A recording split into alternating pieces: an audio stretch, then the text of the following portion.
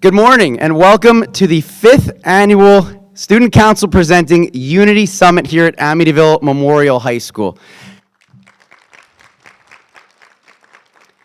My name is Mr. Grice. I am the club advisor for Student Council, and I am grateful that we can all be here today as we are joined by administrators, teachers, support staff, and the leaders of our school. These great students are members of our clubs and our sports. We have many of the class officers, varsity captains here, and they are representing the entire student body today as we have a discourse with our team of panelists up here on the stage to discuss some of the ways that we can continue to move this high school forward and make this school a better place for everyone that is here.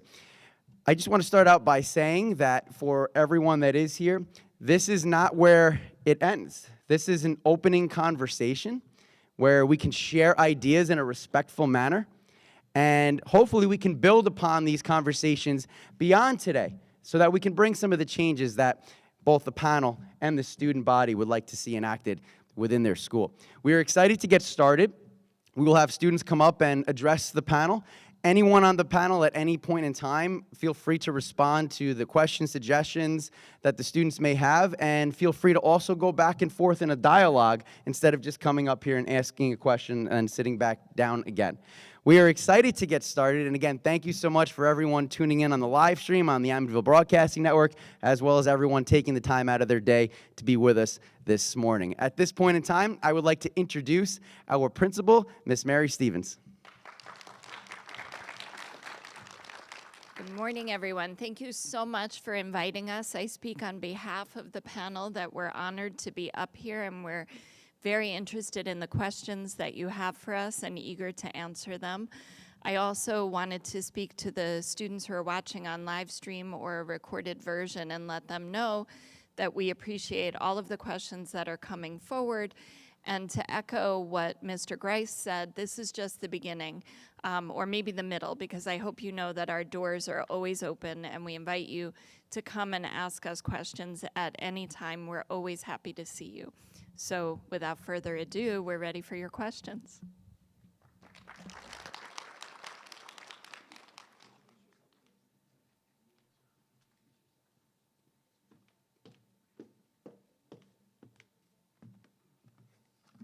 Hello, my name is Aminsha, and I'm a junior in this high school. So I'm going to talk about, I'm going to bring up the fact that many of you all know the drug issue in this school is rampant. And I'm grateful for the fact that we don't have it as bad as other schools nearby, with us only being limited to the issues of smoking, like marijuana, nicotine.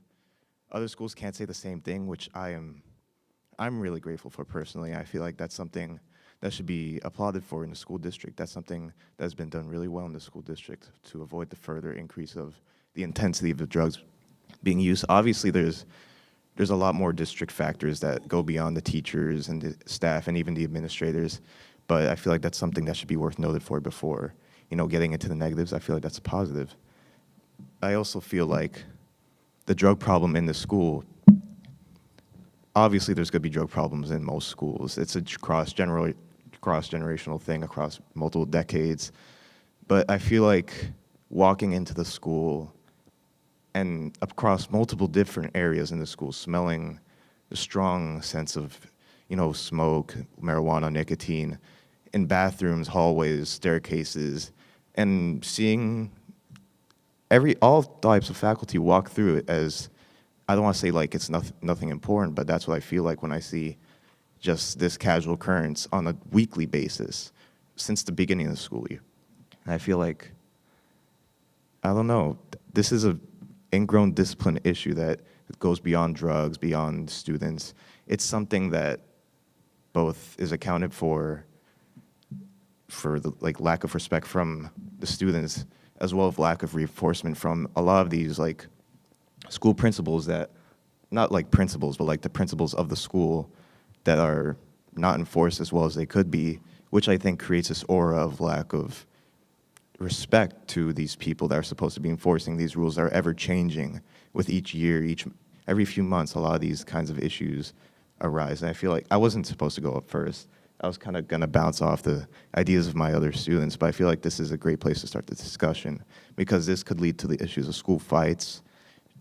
Other than drug usage, this could lead to just a general disrespect that like a lot of these school events see, a lot of the teachers experience, a lot of the faculty experience.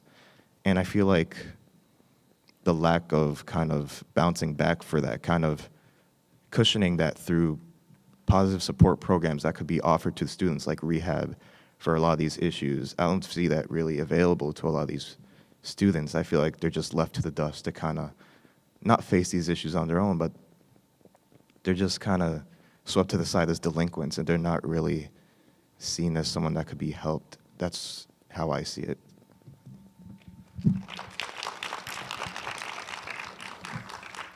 Thank you. I mean, I have a few things I wanted to address, and then I would open it up to anyone else who wanted to address your comments and questions as well. So first, I would just let you know that when we do address students, you know that it's confidential, and so sometimes the student body in general doesn't know what happens in conversations that we have. So I can let you know some of the things that we work on with individual students, and then some of the things that we are working on as a whole. We share your concerns, and principals, I participate in principals groups throughout Suffolk County, right? Vaping is an issue in all buildings. The recreational use of cannabis also has made it difficult for us because people don't realize that while it is legal for adults to use marijuana for recreational purposes, it's still illegal for youth to use it, and it's illegal within the school building. But it presents a challenge when the media lets people think that it's legal all over, right? So that's the first part of our challenge. The second part, so we do manage that through discipline. There are consequences for students who are found with paraphernalia or who are caught smoking. Sometimes the smell that you're referring to, if you live in a home where adults may be using it, it gets in your clothes, the fibers of your clothes. You're walking around the building and people smell it thinking that you are the person smoking and you're not. But there are disciplinary consequences for anyone found with paraphernalia and anyone who is caught smoking. The other issue is what you brought up, that it's an addiction, right? Vape pens, all of the cartridges, they're filled with chemicals that are highly addictive. And so we do address that as well. There are day treatment programs where students can be part of the program to help them kick their addiction and also attend school, and we do work with them on that. And one of the things that we have planned for the coming months are a series of workshops for parents to bring them in and educate them about some of the issues that students are facing so that they can be our partners in that as well. And just finally, that the treatment programs are all voluntary. We can't require anyone to enter treatment programs, so we advise families and students about what's available to them.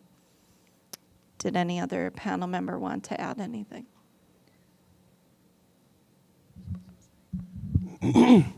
I just want you to know that the same way when you smell it, we smell it, and it's concerning to us as well. And also understand that, as Ms. Stevens spoke about, is that what we're seeing in our schools is a microcosm of what we see in society. But I think it's important to help our young people understand that there's a level of responsibility that goes with all the recreational. It's illegal for high school students to use it, but because of the perception that's out there, that it's okay, almost like alcohol or whatever, as someone who's an adult who knows that alcohol is legal and you can use it, you can drink it or whatever, I don't think our kids are understanding that if the first thing you do in the morning, because it's 7:10 in the morning, if that's what you're doing, that's a problem. Because that would be like if I came in and the first thing I was doing in the morning and you saw Mr. Cord stumbling around drunk, you would say, Mr. Cord, you have a problem because you haven't even had a bad day yet, and already you're involved in this, you're engaged in this. So if we have young people who are already engaged in that 7, 10 in the morning, then we need to do more education, help them understand that perhaps you need to identify that if I'm doing that first thing in the morning, I got a problem, right? And we need to seek help, and we need to have that help, as Mr. Stevens was talking about. And there are other things that you can have vape detectors that go into bathrooms and things like that, but I think the biggest thing is educating them and helping them understand how, how responsible you have to be in understanding that this is not it's a problem across the board. So we're doing everything we can, and I know I am as well.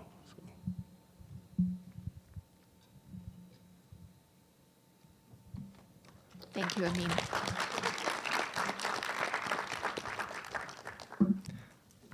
I acknowledge that, and I really am like, I don't want to see this as something, I don't want to see this as a statement as you guys aren't doing enough. You guys are doing a lot that a lot of people wouldn't be able to do. It's a very hard issue to tackle. It's very hard to control.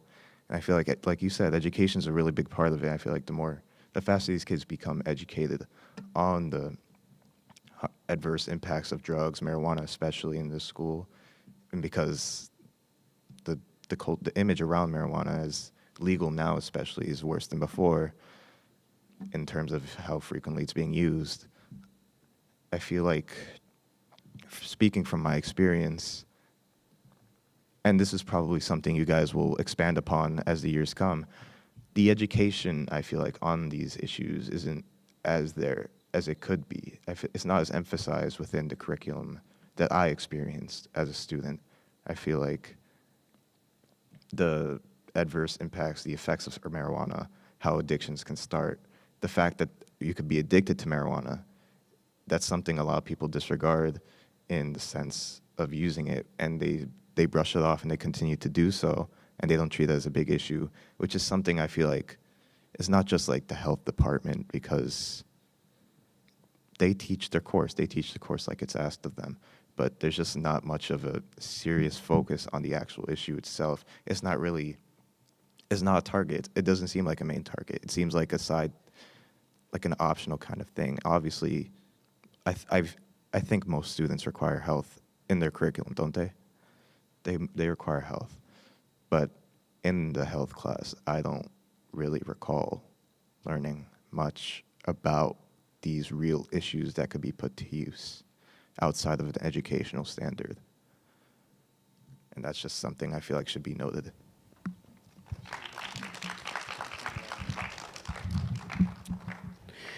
I think there's a larger social and emotional concern, as even kind of piggybacking on what Mr. Court said about 7, 10 in the morning, right? Like, this is the first thing you choose to do before you come to school.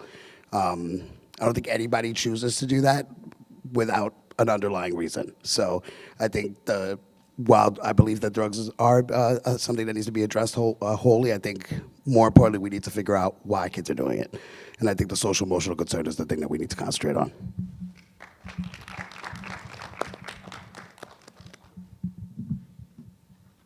Thank you for your time, and thank you for the responses. I really appreciate this actual feedback being received. A lot better than last year.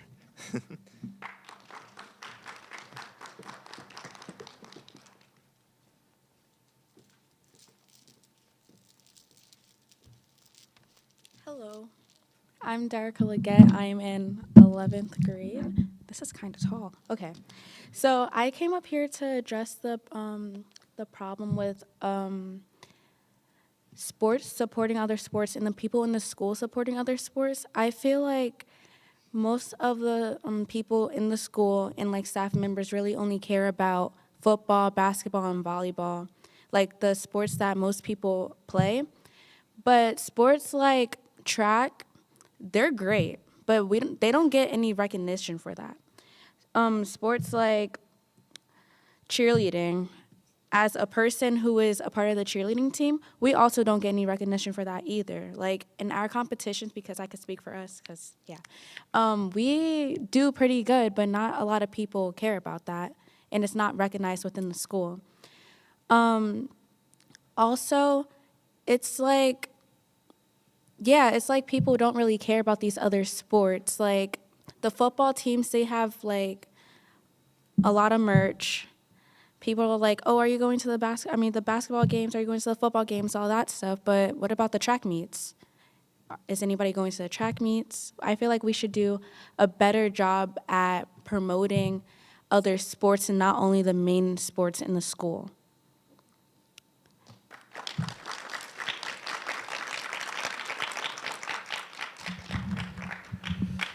I'm glad you mentioned that because my daughter, she attends a college right now where they're major Division I in basketball. But she gets real happy when she goes to all the basketball games and everything.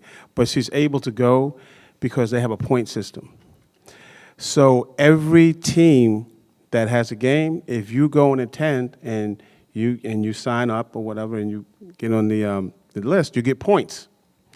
And as you rack up all of those points, you go into this game, you go to the soccer game, you go into this lacrosse game.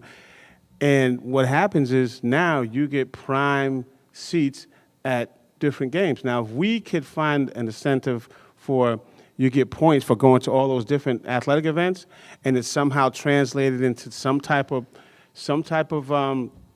reward at the end.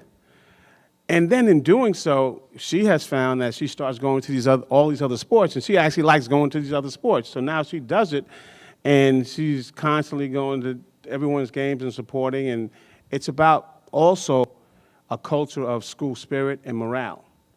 So we really have to get our school spirit up, the morale up. And if we can get that point system together where you get points for going to all the different athletic events, and there's a reward at the end, eventually you'll have more bodies. And, you know, obviously, if you're a student, you want to see your teachers at games. It speaks volumes about how much they care, you know, about what's going on. So I'm not going to sit here and lie about that. So I understand where you're coming from.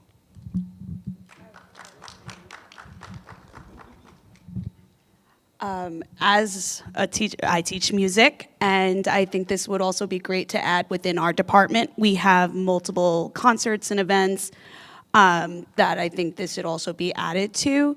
Also, as an advisor, one thing I have a night event coming up, and I told my students, I will be here from after our rehearsal until the night event, and we should all cheer on our music students who happen to be on the JV lacrosse team.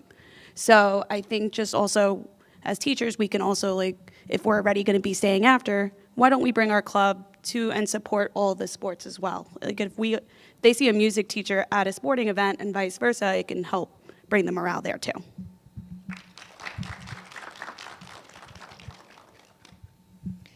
I'm thinking that this is an opportunity also for maybe student government to work with some of our sports and activities to do public relations. So maybe even the business classes that are working on marketing could work with student government and have a committee where all events would be publicized and we could talk about what kind of blitz we could have so that everyone's aware of it. Because I know you want the leadership team, you want your teachers, and you want your classmates. And they may not always know because some things are better publicized. So I think that's an opportunity for us to work together. I absolutely agree. Even with the morale in the school has been very low. So I feel like we should do something about that. Like more events maybe, or like just like anything, because everybody seems very low, unlike the beginning of the school year. So I feel like we should bring that up. Also, the choices with sports, I feel like we should add extra sports. There's a lot of boys interested in boys volleyball.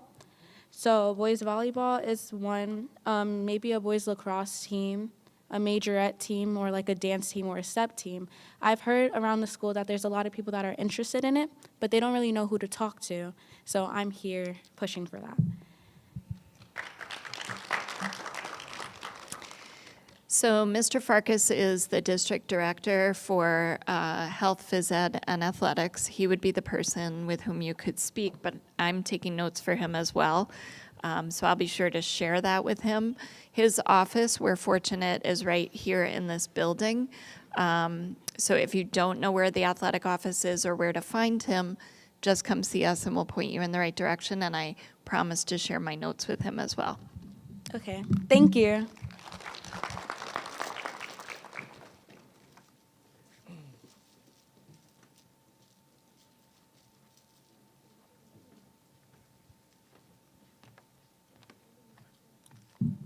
Hello, my name is Demarion Donaldson, and I'm a senior.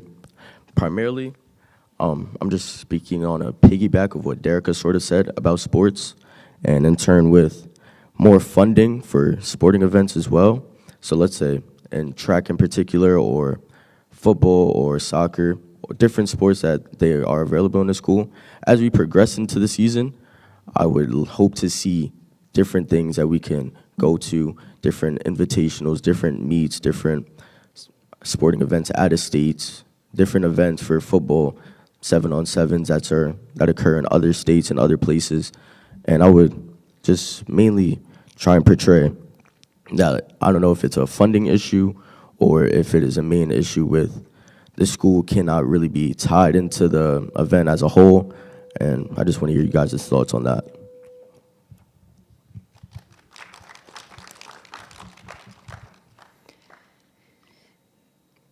So I'm going to have to pass this one to Mr. Farkas, so I'm going to share your question with him. I know that there are invitationals. Sometimes they're problematic because of hosting the event. I think that's what you were alluding to, and collecting entrance fees. So I know he can speak to the legality of that. But as far as budgeting, he does the budget for athletics, and he can talk to you about adding teams or events. So I know that you are an officer for track, right? Yeah, probably. So I'm you varsity captain, so. And other officers for the different teams would be able to come and have a conversation. I'm happy to be part of that conversation, but I'll let Mr. Farkas know that that's something that we're interested in expanding beyond your Section 11 competitions, right? That there are other things that you'd like to participate in and offer. Thank you. With that, I would say that part of the sporting, I guess, issues here and there stem from, I guess, sometimes the condition of, like, the area of where the sports are played. So, like, in particular, let's say, like, the football field, there's many areas where there's different holes. It sometimes gets really muddy. There's parts where someone could possibly twist an ankle on the track. There's patches needs to long be overdue and long be fixed on. And I would just primarily say if that is something that could possibly occur to fix up the outside area, especially the track and the field. So we always appreciate feedback. If you notice things, it's important that you bring them to our attention in case we didn't know. But I can let you know that our assistant superintendent for finance and operations is Ms. Buatsi. She works with the buildings and grounds team for the track and the fields, all of the fields that we have. So we have been speaking about ways that we can do major upgrades for those facilities. That is definitely on our radar, and we're hoping to get something done. Anything that's large scale, typically we would have to bring to the public to have a vote and have them help to fund it. So those are usually, we built our addition based on a bond that was voted on by the community members. So anything that would be that large scale, we would have to do that. But the minor repairs we do work on a regular basis. Okay, thank you. That's primarily all. Thank you. Thank you.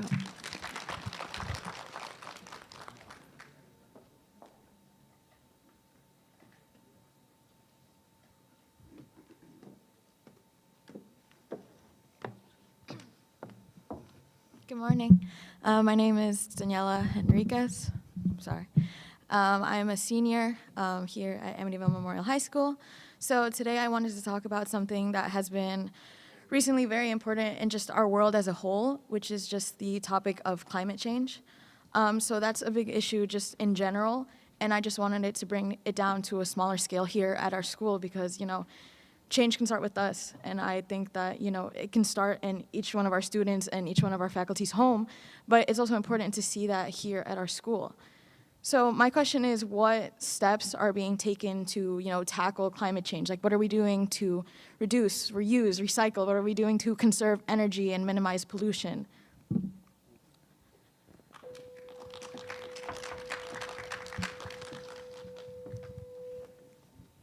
All right. These are great questions, Daniela. I do know that we did have one of your classmates did submit a proposal about our trash outside of the building for two reasons. First, that there is no recycling, so we're working on putting recycling bins outside of the school building next to the trash bins. And the other was that the trash was open, which would allow birds to come and pull things out and maybe be injured by what they might be eating from the garbage, either sick or injured. So we have purchased caps to go on the bins outside. So that's one of the initiatives that I can speak about. We are always working with facilities for things like lighting to reduce our use of electricity and things like that. But we invite students who have ideas about ways that we could do better to meet with us so that we can come up with plans. And those of you that may not be aware, I believe all the buildings in the district, if you saw a satellite view, we are powered by solar panels. I don't know what the percentage is, but I believe the majority of the buildings in the district do have solar panels on top of the building.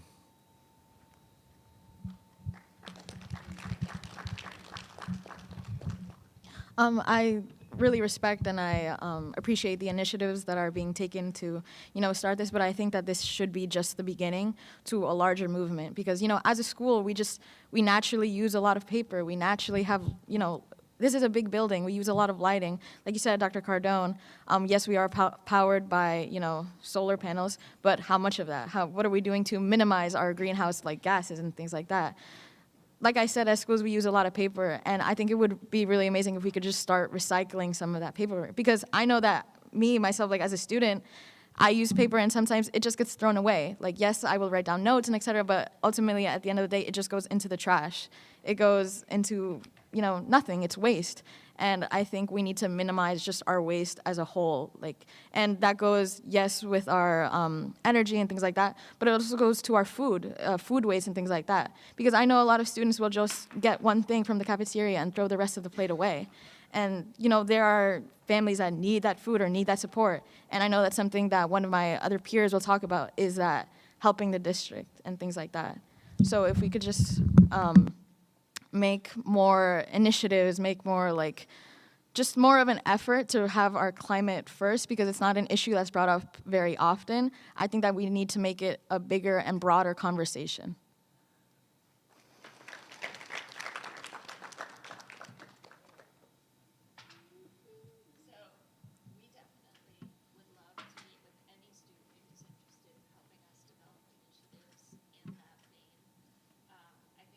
Opportunity for those of you who are seniors. This really could be a legacy that you leave to help us start to implement some of these processes. The paper use certainly got better when we were fully remote and everybody was just using their Chromebooks. And I think it was proof that we can do without some of the paper that we are using. I actually recently saw on a listserv that I'm on some ideas about the food waste among students. You may not realize, but the regulations about the food that we give you indicate that you must take everything that you are supposed to have, whether you plan to eat it or not. So I saw some great ideas about what we could do while still following those guidelines. And again, I would love to meet with anyone who wanted to work with me on either of those initiatives, reducing our paper use or reducing our food waste. and I'd happily meet with you about any other ideas you have. Another idea is that I've seen is in the cafeteria is an opportunity to compost and put paper products in certain areas, plastic, and what have you when we throw out our garbage. So that's one thing that we can also use, we can look into, is the options for composting and recycling in the cafeteria. I know that as a large school, it's hard to implement some of these changes and stuff like that at a larger scale. But thank you for having this conversation, and thank you for being open to change.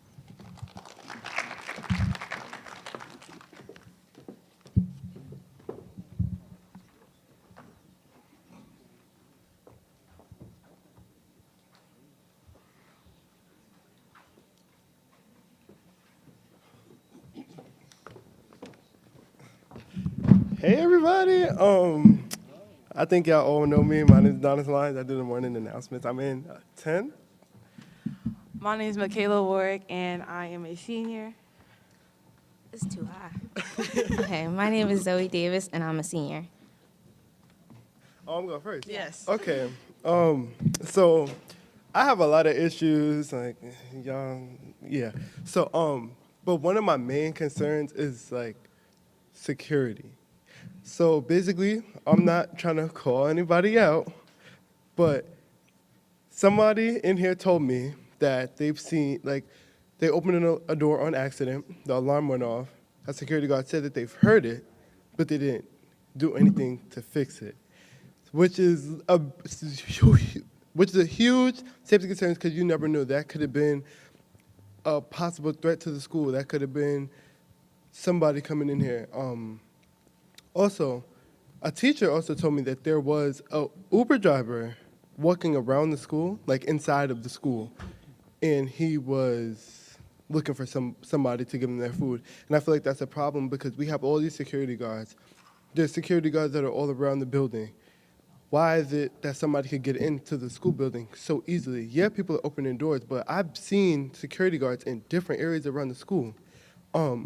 As well as the other day, I witnessed it myself. Somebody's father came through the back doors by the cafeteria lobby. Yeah, with after school, but it's just like, this is somebody walking inside of our school building. You never, like, I didn't know who he was. Like, it was a couple people who was like, okay, like, is nobody concerned about this? And then he proceeded to go to the front desk, and then he came back through the way that he got out, which I feel like is like a major safety concern because you never know what he had on his mind. And at that, he looked angry as well. So,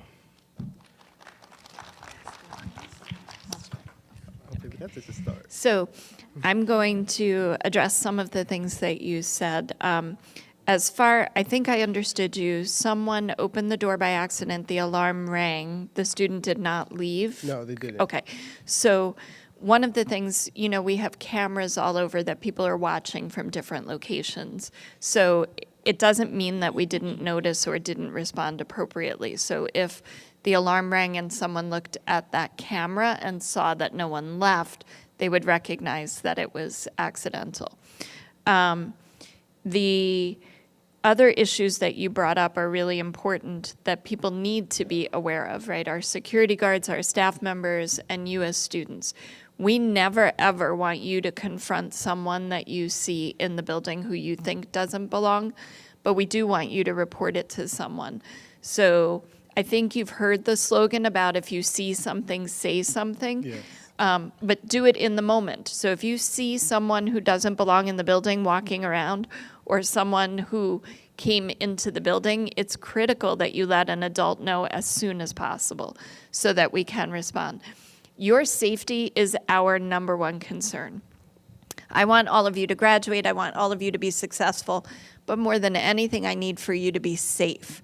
And that's what everyone in this building wants for you as well. We've seen news stories about things that can happen, and we can't allow that to happen here. So it is everyone's number one priority. Sometimes you may not realize what's going on behind the scenes, but we may not always catch everything, and that is why we need you. So anything that you see, you have to report to an adult immediately. Who's going next? Okay. Just to add on to the security situation, I feel like there are a lot of older security guards. So I understand, like someone said, they're like retired policemen and stuff like that. But I feel like they don't react as quickly as they should. So if there's a fight, there's no reason why like the assistant principal or like other teachers have to intervene to try to control a situation when that's not really their full job. So I feel like there should be more security guards that are maybe younger or maybe are capable of reacting more quickly. That's just my opinion.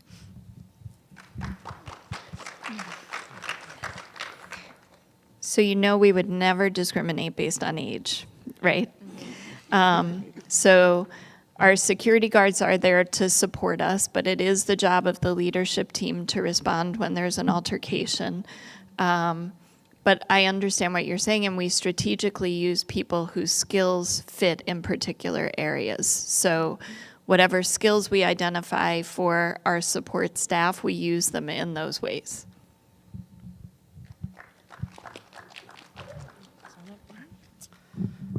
We keep having to change this mic. One of the concerns that I had was relationship between teachers and students. I know personally from my teachers that I've had within this school, I loved all my teachers. We all have had a great connection, but that could also be my personality. But coming to realize that this year, a lot of teachers, I want to say they could have like changed, and there's a lot more problems going on versus like respect and disrespect. And coming from me, the saying is like, oh, you should always respect your elders, but it also is that respect is earned, not given. So if I feel like you're disrespecting me, why would I respect you in the same manner? So in sense of that, if a student feels agitated or they feel distressed, instead of the teacher, as I say, barking back at them, they need to come with them as an easier approach to handle the situation versus of just adding more fire to the flame. And to add on to the situation of like the respect from teachers to students, of course there is like an issue with the respect from students to teachers, but I feel like it kind of starts with the teachers because you're an adult. So like a student's like, we might have an attitude one day or we might react in a way maybe we shouldn't have, but there's no reason why the teacher should react the same way. Like you're an adult, so you've been here before and you would have more type of understanding to emotions of students. So you shouldn't be kind of reacting in a way where you're escalating the situation. And I've had situations where, like, not gonna say no names, but there's situations where, like, there are some teachers that feel like they have to yell at me for some reason, or teachers that have to say, like, for instance, I was in gym and I left to go to another class. There's no reason why a teacher has to say, oh, that's the type of student that's gonna be working at McDonald's for the rest of their life. I feel like that's crazy, and I feel like they have no type of, like, placement to even say something like that. And of course, like, I could have said something back, but it's like, I'm gonna be in the wrong and I'm gonna be the person that gets in trouble.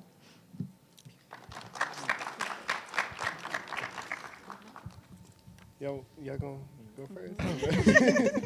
I'm just going to say that's one of those things that you need to report to an administrator. Okay, every student in here needs to be respected at all times. So, you know, those things you have to let us know, okay? Thank you. Okay. Also, I just have one last thing to say. Me personally, the way that I am, I'm like, it's not what you say, it's how you say it, right? Because, you know, I'm quick with but it's just like, because even you, Dr. Cardone, sometimes, like, I see you get agitated because students don't respect, but it's just like, I know you don't mean it in the way that you say it. Like, sometimes like, you could be yelling, I'm like, okay. But, like, I know you don't mean to yell, but it's just like you trying to get people to listen. Like, I think it was yesterday morning you were yelling for, I don't even remember why. And I was like, it's 7 in the morning, maybe, like, something happened. But it's just like, it's crazy because I have my chemistry teacher, the way she is, like, there's been multiple incidents where she's been arguing with students, telling people all types of stuff. We expressed to her that maybe she teaches very slow, like she teaches very fast, or some people say she teaches very slow. and we were trying to give her like new suggestions on what she should do to help us understand the class better. And she proceeded to tell us, well, if we feel that way, we could take it to Miss Lim. And I'm just like, okay, that's something that a younger person would say to somebody, because it's just like, you're our teacher. Like, I'm trying to pass. You know, I plan on doing big things in my life. So it's just like, you're telling me that I'm not passing your class, and then you're telling me once I give you suggestions on how to teach the class, even though I don't have a degree, she has her degrees, but it's just like, I'm not the only person saying something to her, and it's just like, why are you telling me that I should go to Miss Lim if the students in your class are telling you maybe you should try this instead of doing this? I just want to add to the comment about relationships with teachers and students. So I think oftentimes if you are feeling agitated, a student's feeling agitated, they might have a different situation happening with friends, loved ones, you know, something at home. Sometimes they can come in the classroom and they're already irate. But if you communicate with us and you tell us, you know what, I'm having a bad day, I can't imagine a teacher going out of their way to personally bully you. But if we are open to communicating with one another, you know, like, I'm not, you know, feeling it today. I'm really having a bad day. I know personally if students have said that to me, once they tell me that, then I know, like, okay, I'm not going to call on this person to participate today because I know that they're having a rough moment or a tough day. And I think someone said it before, oftentimes it's not what you say, it's how you say it. So it is, like you said, we should always respect you guys, but, you know, we should also want to be the change that we want to see. So if we always want to respect one another. So if you're having a bad day, if you're irate, if you're upset, just let us know. And I'm pretty sure that no teacher is going to go out of their way to disrespect you. And no one should be, you know, saying things that are harmful to you or making you feel bad. So I think oftentimes if a teacher is referring you back to administration, it's just because they don't want the situation to escalate any further. And just to be fair, mutual respect, right? It has to be mutual. But the other thing is too is, and I'm going to say this as gently as I can, is that we're not peers, right? So we're school staff. You all are students, and you know, anybody who knows me knows I welcome feedback. But again, it's how you approach it, how you tell somebody. So you know, if somebody is referring you to admin, it's because that conversation is no longer productive, right? At least in that venue. Nobody likes to be told how to do their job, but you know, it's something I think that, you know, it's again, mutual respect. You need to be able to have a conducive conversation, and if that's not going to happen in the middle of a class, that's probably why you're being referred. Wow, it is a complicated dynamic. First and foremost, I think, as Mr. Morero said, it's important to understand that it's about relationships. I'm 57 years old. I'm not friends with kids. I have relationships with young people. And that could be a positive relationship, and it can go a lot of different ways. But there's a lot of moving parts. We got a lot of different teachers, a lot of different students, a lot of stuff going on. We have a demographic, population that we deal with where a lot of students and a lot of teachers have a lot of different things going on. So on any given day, anything could happen. But I think the most important thing is that there be some type of professional development for teachers, and there'll be education for students so that they can understand that the best way to be able to communicate and support each other so that we can all, you know, have success here. Because it's, in order for Amityville to really have the success that I'd like to see them be the #1 public school in America, is that it needs to be all hands on deck, and everybody has to be on the same page. And everybody's going to have their good days and bad days, and that we learn from it. And the hope is that, you know, I've had my bad days, and I have to take time to reflect and say, what could I have done differently in that situation? And I'm sure and hope that our teachers do the same thing and our students do the same thing. And what the ultimate goal is supporting you guys and helping you guys be successful.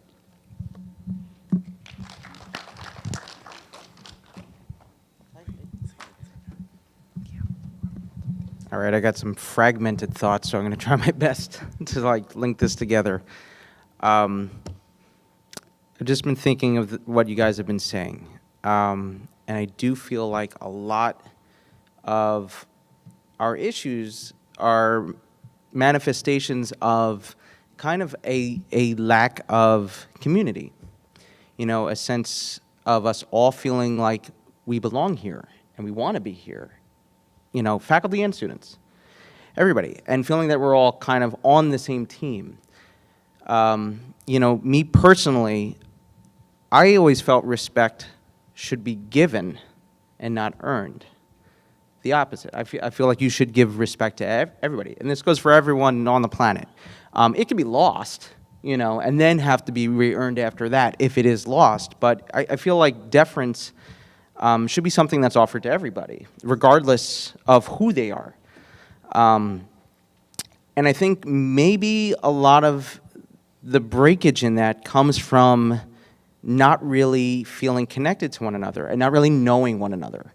You know, just like everyone's been saying, you know, relationships, that's kind of like first and foremost when it comes to education. I feel, and being in the classroom is the relationships you have with students, with relationships students have with their peers, with the faculty, with everyone feeling like we all want to be here.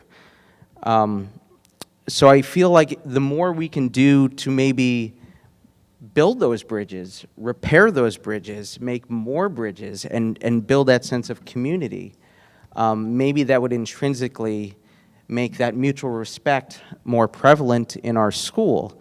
You know, things where we can, you know, bond together and understand one another better.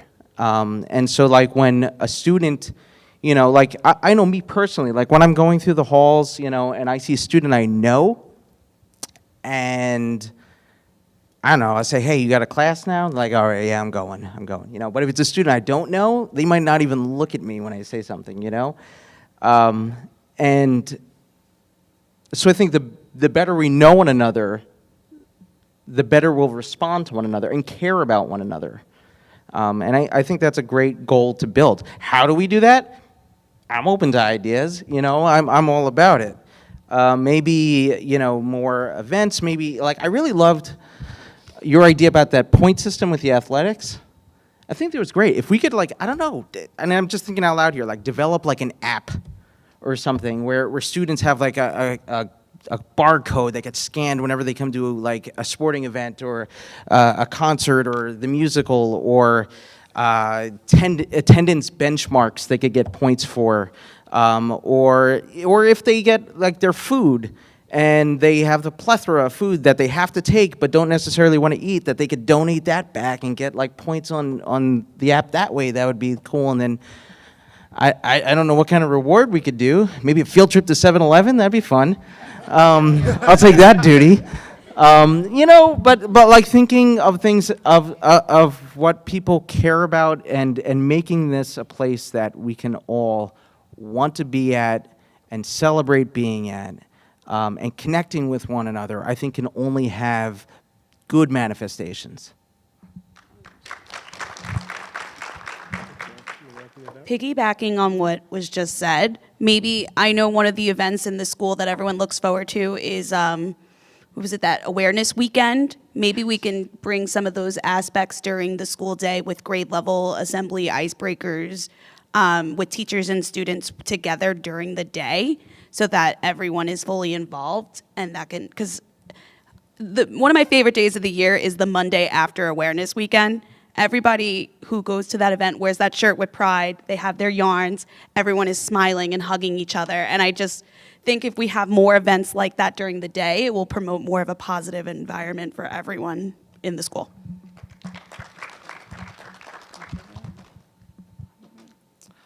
Okay, so I just want to say thank you for your time of answering our questions, and thank you for actually hearing and understanding our questions and showing us value, that you're taking in our concerns and that you're willing to work on them with us to make the school better for future generations. Thank you, guys. So I just want to remind everyone, our doors are open. If you have individual issues, we're happy to discuss them with you, but please, when you're asking questions up here, don't single out teachers or panelists. We're happy to talk about individual issues with you individually. Okay. Hello, my name is Danelli Alberto Alcantara. I'm a senior here at Amityville Memorial High School. Just want to start off by, as a senior, I'm very thankful for the opportunity of having college reps and university reps come and speak to me and my other fellow classmates, and also the college fairs. But I was wondering if we could push more trade school representatives coming here as well. College and university may not be for all students. Some people may feel more comfortable going to a trade school. And so if we could have more of trade school representatives coming here to talk to students and show them opportunities that are out there for them.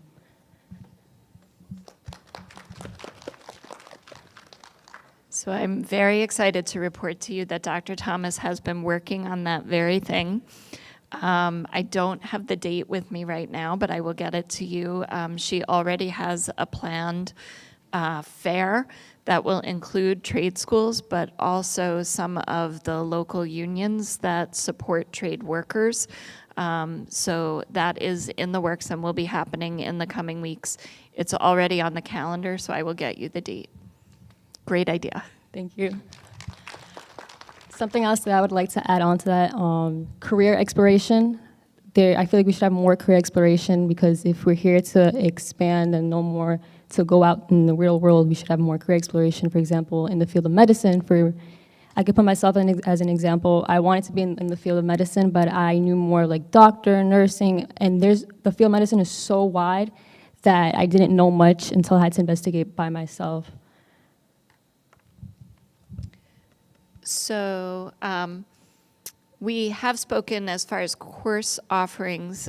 We do have a college and career exploration course that's currently offered for seniors, but I think we're going to move it to the junior class, which would enable them more opportunity to do that earlier. And we are also looking at some of the work-based learning initiatives so that students would have opportunities to do work-based learning or internships and earn credits. But we're open to ideas about other ways that we could help you explore what's out there. I think your example about medicine was an excellent one, that there are certain careers that are well publicized and people know, but others that they may not know about. So we would love to hear your ideas about that. Thank you. I just wanted to touch on the scheduling a little bit. You know, this year we tried really hard to provide students with their course selection sheets, because we want students to join classes that they're interested in. And we're not stopping there. We've had assemblies, we've had presentations during lunches. We are having talks right now about the following school year of having more career-based almost plans within the school, because when students are engaged and interested in what they're learning, they do better in school. So we would love to have you guys as part of that decision-making process to make this school the best we can for you guys. Thank you. Thank you.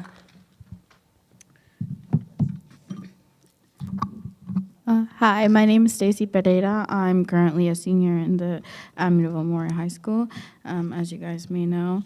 Well, I'm here to mainly represent volleyball and the Art Honor Society in the art wing. I want to talk about specifically how I think that there should be more funding in the art wing and the music as well, because I feel like although you guys, there was a great job done in that wing, I think that there's always, less funding done there. I heard, I hear teachers like, we don't have enough supplies for you guys. Sometimes we can't allow you guys to take them home because we don't have enough and our budget is very little and things like that. And I just, think that there should be a little more funding. And also another thing I want to mention is pretty huge for me. But I want to mention that I think that there should be more inclusivity towards I don't really want to call them ENL students because I never really felt comfortable saying that, but more towards the Spanish-speaking students. Like, I think that we should get more, like, in the art department specifically, and maybe even, music, chorus, add a little more. But I think that there should be more Spanish-speaking teachers who teach those subjects, because, there's such a language barrier towards Hispanic kids and other kids as well, where it's like, I'm not going to say much about it because we have a representative for that too, but there's just a language barrier. And when we have music and when we have art, that barrier is gone. So, doing that and enabling those students, because, these teachers, they want to teach these Hispanic kids, but in the art classes, when you're trying to explain something and they're like, I don't understand because I don't know the language, it's hard.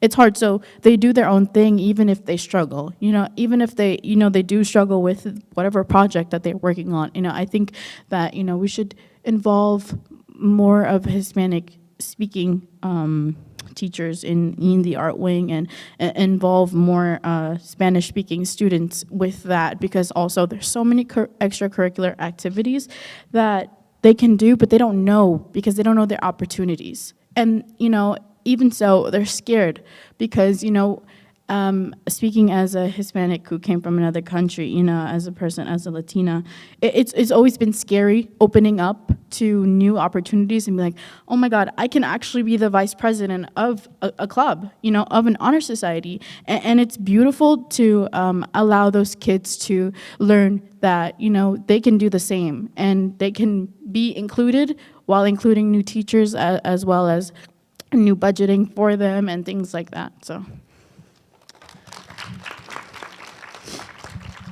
Thank you, Stacy. So I just wanted to address the funding for supplies. We definitely have money for supplies. So I will touch base with the teachers, make sure that they know that there is funding available, that there are supplies that they can order or have in the classrooms. That's really not an issue at all. I know my fellow panelists want to address some of your comments, and then I'll touch base again. Hello. So I am an E&L teacher here in the school. I want to just add to your comments about the E&L students. So representation obviously is extremely important. I am the first to understand that as well. It's nice to see someone who looks like you, speaks like you, and teach you. So I understand that. I do just want to point out, however, that the purpose of an E&L teacher is to help our multi-language learners help acquire the English language. So while it's great if we can, communicate with their native language, we don't only have Spanish-speaking students. We have diverse students that come from other backgrounds too. So our job is to support them to help them acquire English. But I do understand what you're saying. So maybe adding an E&L teacher into these classes that have a larger group of E&L students for music and for art. But I just do want you to know that sometimes I think people mistake what the job of an EL teacher is. So our job is not to be a translator, it's to help them acquire the English language. So we want to help them, give them all the tools and scaffolds that they need in order to be able to acquire the language. Okay, you can go. I think this is my fourth year doing this, and I always have the same thought, and that's self-advocacy. I love that you guys bring all of this stuff here, but it's March, right? And I'm assuming that you guys have felt these things for a while. And I think somebody else made the comment about not knowing who to speak to. Find one adult, right? And hopefully that adult will be able to get you through to somebody else. As far as the MLLs, I know, I've had a lot of conversations with Ms. Morales, other members of the MLL team, along with Ms. Stevens, and we're definitely trying to broaden the announcements, making things more accessible, pushing into classes so kids do, students do know the availability, and making things obtainable. So I think that is something that we're working on. I just wanted to add one more thing that I forgot to mention. So I'm actually the advisor for the Hispanic Heritage Club. So I do have officers that are E&L students and that are doing that. And when we're in the club, we always talk about what's going on in school functions. So I'm not sure who was talking about sporting events, but even taking our club to the sporting events, that's something that we've discussed, that's something that we talk about. So whenever there is a game, whenever there is something occurring, at least for me in all of my classes, I make sure that I let all of our students know. That way they're able to participate. The only thing is that a factor that can go into why some of these students don't go to these games is sometimes they have outside obligations, like they may have to work or take care of a younger sibling. So that kind of eliminates the possibility for them to join a sport or a club because they might have other responsibilities outside of school. But I do understand what you're saying, and definitely I know I can speak for myself where I'm always like an open door, and if anyone has any questions, and I speak Spanish, so obviously I have no problem like informing our student body that does not speak English in their native language as well. But we do have advisors that represent clubs that do speak their language as well. Thank you. So I want to go back to what you said, about what ENL teachers' jobs are, what they're supposed to do, which is teach the English language, right? But, I liked what you said, like adding an ENL teacher in one of those classrooms. I think that it's a good idea, even though they're not a translator. I think maybe we could have a translator in the class, because I feel like those specific classes, although you do imply, you're supposed to learn English and things like that, I feel like sometimes even like in those specific art classes, you don't, or things like that, you don't necessarily, need, what's it called? Like, it's really hard to explain what even the project is. So even if you do try to be there for the students, it's still hard for them to understand and speak English back. So I get what you're trying to say, but I also believe that, there could be like a translator there or someone to explain what it is, because it's still hard. I know that because you work with these kids, but it's still hard for them to understand, because it's like, as me and Denali were speaking, me and Denali and other students who have learned the English language, we have become sort of the ENL teachers or translators per se to those kids who are no longer in the ENL class because, they don't have that class, or they're in an elective where there is no ENL or translator for them in the class. So, I believe that they should do that in various classes where there's not necessarily like an ENL teacher there, but like our classes specifically, or maybe music or chorus, where there's problems where they're like, I don't understand this, but I'm gonna try, but it's very hard for them to communicate. So if we could possibly get an ENL teacher in one of those classrooms, or maybe hire a translator or something like that, something to give them a little push. But that's my feedback on that. There's one more thing I did want to mention. We are a very diverse school in that aspect. This is like a totally, not really totally different, but going back to like opportunities and like art and music and like basically like science and technology and things like that, and job opportunities, how Denali was speaking, I feel like we need more opportunities here in the school. Like in the middle school, we have a STEM/STEAM project, class that is taught there. And, I feel like we need more opportunities here. And we need to talk about, what kind of things that we can do outside of just being no offense, but outside of being, like a nurse, or being outside of a doctor or a policeman, because there's so many things, like going back to like art, there's so many things that kids love to do in art and they want to perceive and keep going. Like me, I want to become an architect, but I didn't know where I could go until like a couple years ago, where I learned how to, that I have tech and that it's open, for everybody. So I think that we need to just open up more opportunities in those different areas.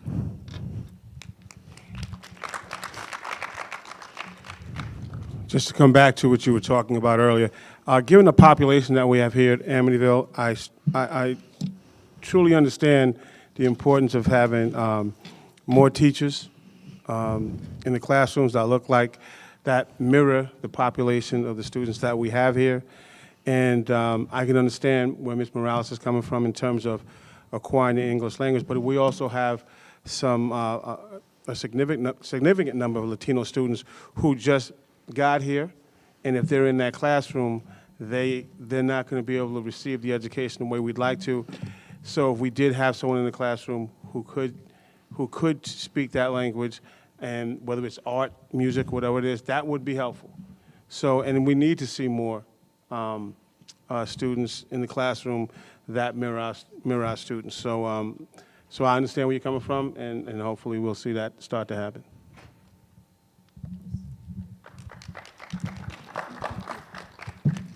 So recently, within our teaching licenses, we have to, teachers are, within like our professional hours, need to also take some courses with learning about E&L, like how to teach for our E&L students.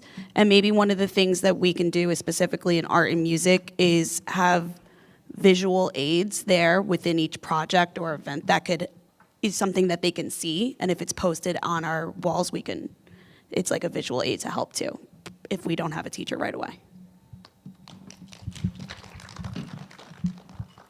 I just want to add, I wanted to make sure that you knew that hiring BIPOC, members of the BIPOC community is critical to our district and our school.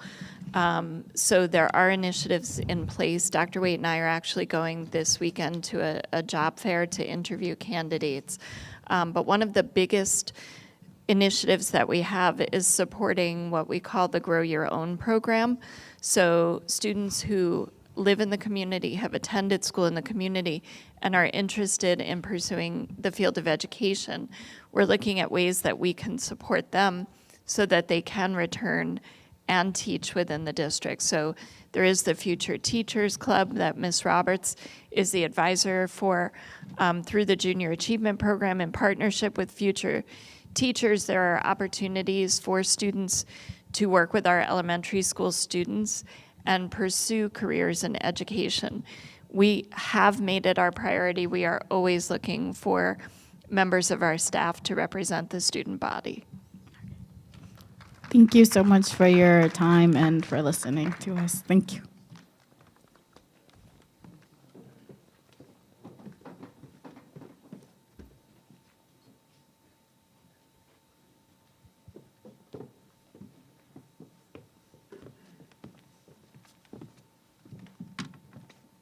Good morning. My name is Mariah Smith, and I'm a senior at Amityville Memorial High School, and I'm representing on behalf of the GSA. And I would like to highlight on a possibility of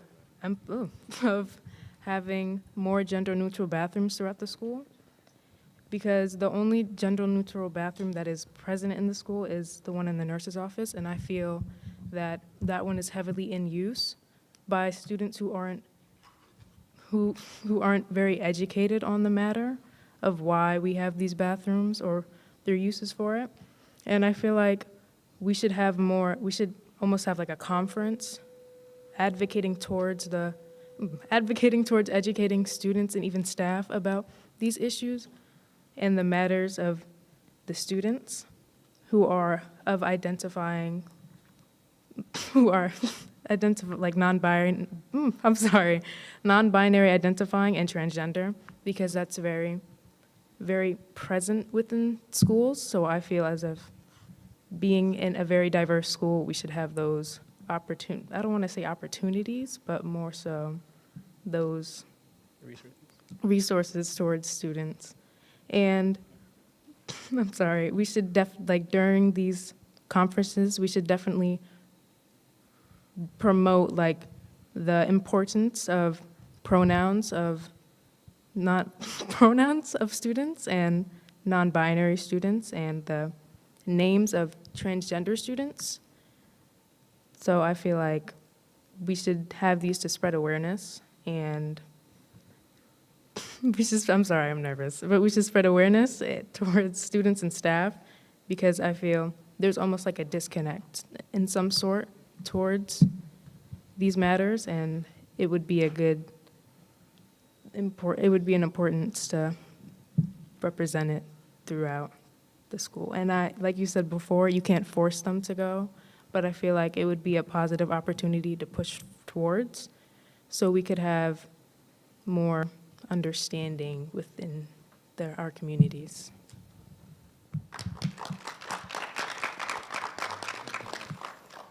So like students, teachers have multiple opportunities to learn and grow.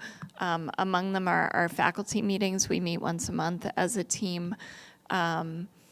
the members of the instructional staff also participate in professional development after school. On conference days when you're off, we have workshops. We would welcome presentations at any of those. So I'd be happy to meet with you to set those up so that you could present at a faculty meeting, offer a professional development workshop, or possibly present at one of our conference days. Thank you.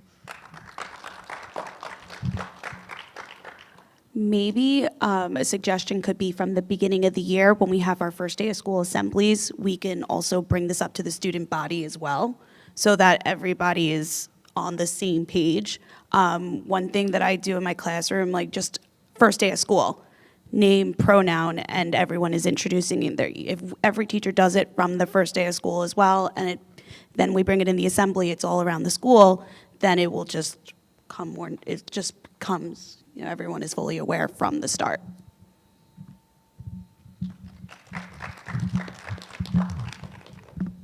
You did an amazing job. Thank you so much. I'm a little biased as the advisor of the GSA. I think that the last couple of years we haven't been able to do as much about LGBTQ plus education. We did try before COVID, and then we got squashed, as some of you know. But you know, like I've said to you guys in club, I think that it's something that we can do, right? As a club, we can educate our peers, educate out, you know, your peers and my peers, to have, you know, more dignity, to provide our students with more dignity, as far as preferred pronouns, preferred names, things of that nature. Just to piggyback on what you had said before, I just want to add that at least, for example, in my class with my co-teacher, the first day of school, as soon as we get our students, we give them like an entry form, and we ask them like, what's their preferred pronoun, what's their name. We're never going to like question you. You tell me what you want to be called and what pronoun you prefer, and we will go with it. So like, like maybe it should be a best practice for all teachers to implement. That way, you know, every student feels comfortable and safe in their classroom, because ultimately that's what we want. We want to make sure that we have an environment in which everyone feels included.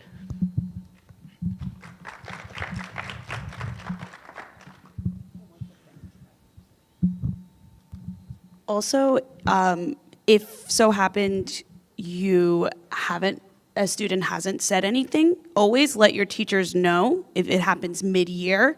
And if a teacher will address it in the class, then the students will also catch on, like they are now they, them, instead of what they used to be. And just also the communication from the students as well to the teachers, because sometimes we are unaware if it's not brought up to us.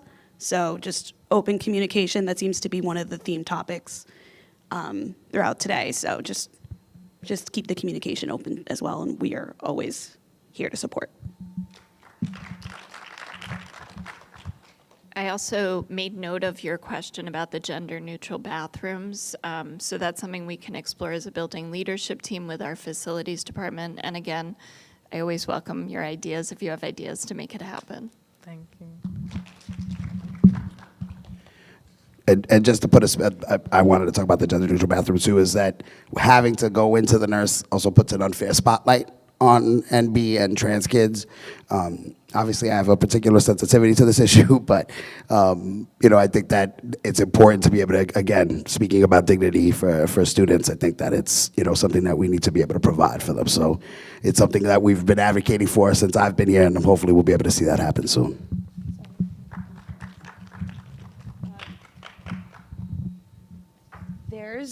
There's a new update to eSchool that has pronouns on there. So for the students who do not feel comfortable maybe saying it to the teachers, we are aware if whatever is updated on eSchool.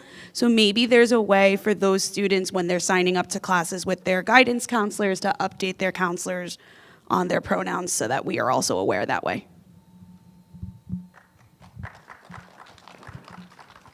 And I wanted to highlight on another thing. I'm sorry. Throughout the school, I feel like there isn't as much promotion towards sexual health and like education. So I feel like that should be pushed more towards like in health classes, because like or in general, more so in general rather than. But I feel like we should have more promotion of these things because it's very important, of course. So I feel like educating students towards the matter, it would be a good thing to see around the school. We agree. I made note of that as well. Thank you. All right, that was it for me. Thank you. Thank you. Good morning. I'm Tashawn Newman. I'm president of Student Council. I would just firstly like to say thank you all for being here and being able to put on this event. Unfortunately, it is 10:16 and we are going to wrap up shortly and then have a short debriefing after. But for those of you who feel like you have a lot more questions and it wasn't answered today, Student Council is putting together a suggestion box so that will be available for all students to put suggestions forth, especially underclassmen, since once we leave, because a lot of us are seniors, the school's going to be yours. Don't be afraid to actually put your suggestion out there. Even if you think it's dumb, you never know what we can actually pick. So, yeah.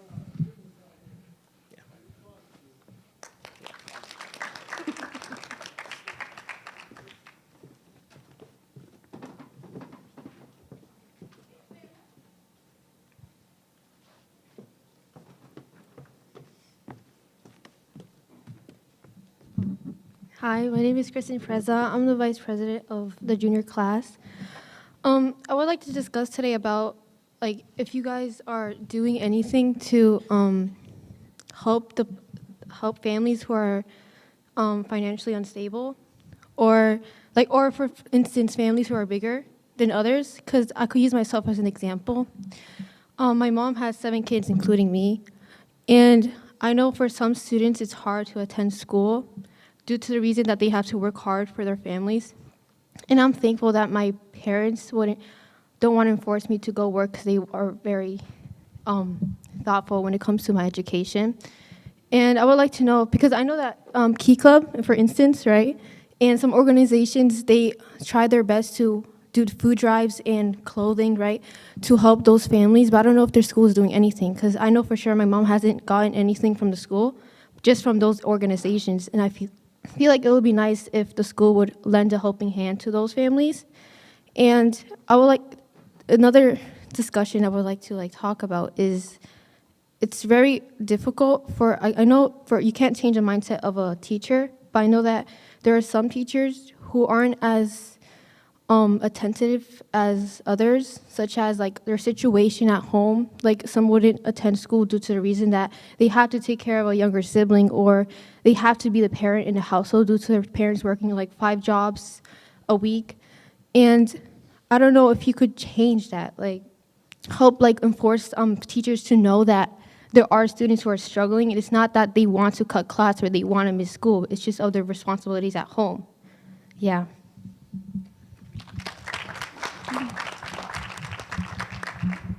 Thank you so much for being open and sharing that with folks.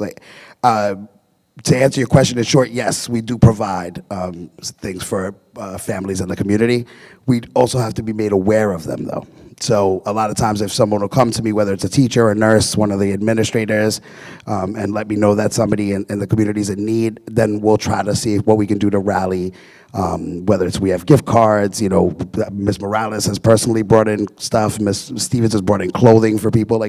We've done different things as far as outreaches are concerned. As far as, because, what you're speaking out is a big issue for our community, right? Especially the Latinos that are here that, some kids are working till 6 o'clock in the morning and then coming to school. It's another thing that if we're not made aware of it as a staff, we can't necessarily respond to the student. And I've seen instances where someone will say, oh, are you okay? Yeah, I'm fine, and then put their head down and go to sleep. And they'll make me aware, and I'll try to connect. But there's also 1,000 kids in the building, so we're gonna try our best to communicate with folks as much as they want. But for us to be able to act on anything, we do need to know. Thank you for sharing. I also just wanted to add that us as teachers, like you said, we need to have open lines of communication. I think that's been like the big recurring theme here as far as everything. Like so many things can be resolved if we simply communicate with one another. And I understand it might not be the most comfortable thing for it to happen, but you can send us an email, you can talk to us like privately. Like it doesn't have to be something that you discuss in front of other classmates, but just talking about anything can resolve so many things. Like if maybe you feel like slighted by a teacher, or you feel like you were put on the spot, or you need help, anything, as long as you're like communicating with us, because we don't know what we don't know. So making us aware of those things can definitely help. And just one last thing, and also, like, I don't know that, I know that a lot of people are jaded by speaking to social workers because there's a misconception in the community, especially again in Latino communities, that social workers just take your children away. That's not what we do at all. So, the other thing is that, at least in my office, I could say that everything that happens in my office stays in my office. The only time that anything has to come out of the office if there's a clear and present danger. So, coming to me, it's not going to be something that's going to get, put on blast. I'll make the people aware that I need to make aware, but it's never going to be something where people will be like, oh my God, look at that kid. Like it's a private environment. So if y'all could get your peers to understand that, we're here to help, right? And that we're not these, you shouldn't be intimidated to come and find help from one of us. I think that would be helpful as well. I'm sorry, just one more thing. A few years ago, we had an alternative program at the middle school where certain students who, for whatever reason, were not able to like come to high school, we did have that in place. So I don't know if maybe there's a way of us bringing that back, just an alternative setting where students who might have to work or might have outside responsibilities, that might be something worth considering as well.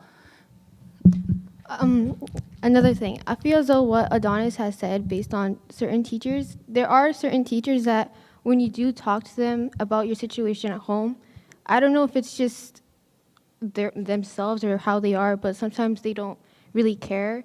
And it's not based on my experience, but based on some of my acquaintances' experiences on that matter. Because based off of my experience, most of the teachers, they've been very understanding about my situation at home and me dealing with my siblings and my parents. But for some reason, there are teachers who really do not care. Like what's happening at home, they just want you to do the work. They just want you to be paying attention at school, and just want you to attend class and act as if you're okay, even though you're not, And I don't know how you guys like hire your teachers, but I feel like taking into consideration on like their personality or how they treat other like students, like you should test them on how they treat others based off of that, so you could really hire them, because some of them aren't nice, I would say. I'm not going to mention any teachers because you're not allowed to do that, but yeah. So I can address that just a little bit about the interview process. So one of the steps, and some of you have participated in this with us, one of the steps is the demonstration lesson. So we do have teachers come in and present a lesson, and we are looking for the way that they interact with students. But one of the critical pieces of that process is the feedback we get from you. So at the end of each lesson, I ask the students in that classroom for their feedback, and I often am met with silence. So I do want to encourage you, when you have feedback about the teacher who comes in and does a demonstration lesson, if you're not comfortable telling me in front of everyone else, send me an email, come visit me, but your feedback is very important in our choices. Thank you. Hi, I'm Tatiana Martinez, and I'm the secretary of the junior class. I would really like to ask you guys about the ENL students. I just kind of want to hop off of what Stacy said. I'm not really sure if our school offers English classes to students who don't know how to speak English, who are just recently coming to the country, hoping for better opportunities. But I'm really hoping that we do offer classes, and if we don't, we can kind of start on that. And also hire more ENL teachers. I know Ms. Morales said that the job of an ENL teacher isn't to translate, but it's to kind of help students who don't understand. But hopefully you guys will be able to add ENL teachers to more subjects like math, science, all the subjects that are kind of important in students,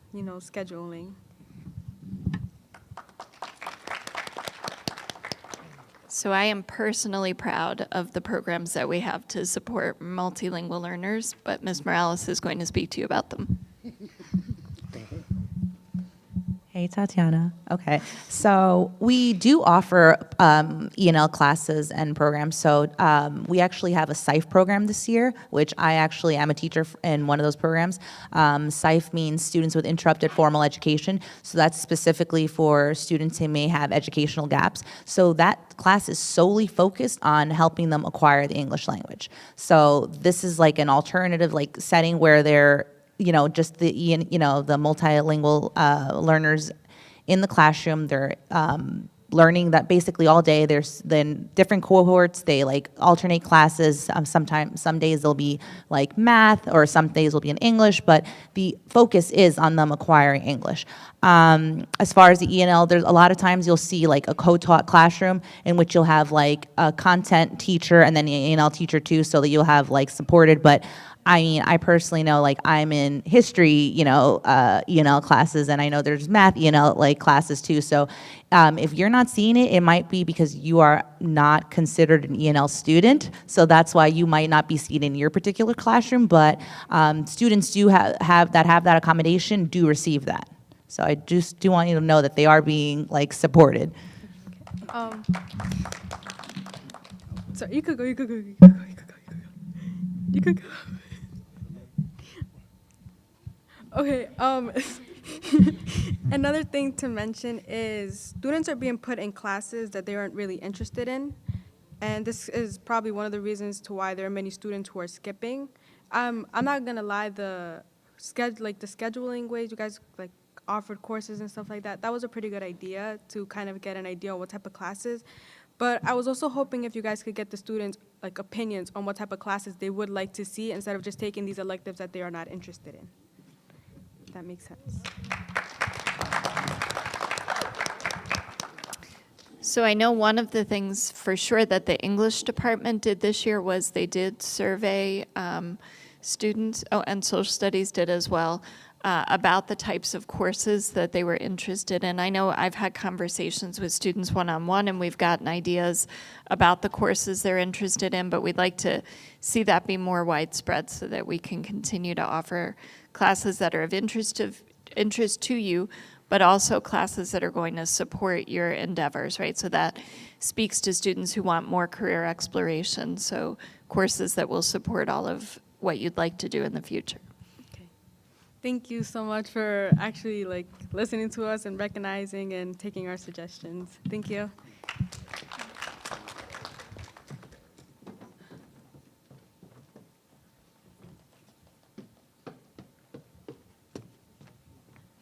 Hello, my name is Genesis Quintanilla. I'm a senior here, and my question is about, we don't have enough staff at the school as far as teaching staff goes, and I would like to know what is going to be done about that. As you know, most students here are failing or not learning adequately as they should be, so much so that our school was featured in News 12, and I feel like that should not be happening in such a wide school. I do understand that there is a teacher shortage and it is hard to find staff during a time like this. However, it has been mentioned to me by multiple individuals that teachers are leaving our school because they aren't being paid enough to do their jobs for the degrees they have. That is alleged, so I don't want to push that, oh, that's happening, that's happening. It's also been mentioned, also alleged, that there are people with teaching degrees who are just kept as subs and not being paid as teachers or given the opportunity to be a teacher. So I'd like to know why that is. And I would like to mention that teachers who do take leave get covered by subs, but not all subs teach a similar subject or the subject that the teacher does teach. So students are unable to learn adequately.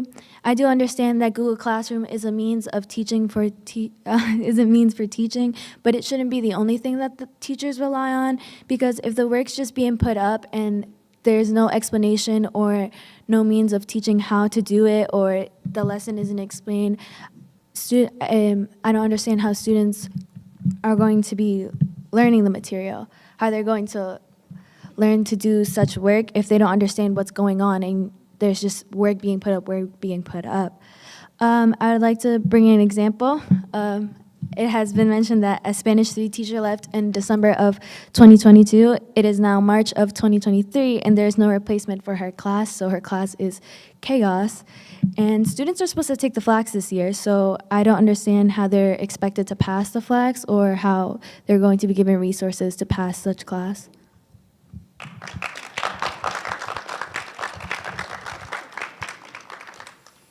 So first, I do want to acknowledge what you said, that there is a teacher shortage, and so we do try everything that we possibly can to staff classes. So when teachers leave unexpectedly, or if they have to be out unexpectedly, it becomes more difficult if we didn't have time to do the planning.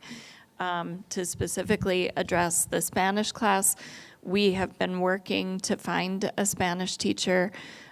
Interviewing, we've had interviews, we do demonstration lessons. We've not been successful yet in finding the right placement. Ms. Garcia is the district-wide director of ENL and World Languages. She's been working on providing lessons to anyone who's covering, even though some of them are not Spanish teachers. And we are providing support for the Checkpoint B exam that students do need to take at the end of the year, and we recognize the significance there. As I mentioned earlier, hiring staff is very important to us, so we do recruit in a number of different ways. So we do put ads in the New York Times. We are part of a cooperative that uses a system called OLAS, where teachers from around the region can upload their resumes for us to review. We do have committees that work on reviewing all of those. We do attend job fairs. We do work with our local colleges and universities to speak with their graduates who are going to be preparing to come into the teaching field. And then just to address your question about substitutes, that is part of our recruitment process. So when we interview teachers for whom we don't have an immediate position, we do offer them permanent sub-positions where they can grow their skills, and then they would be interviewed when we have positions that are available. But there's no one teaching the classes. So we continue to work on that, doing all of the things that I listed for you. All right.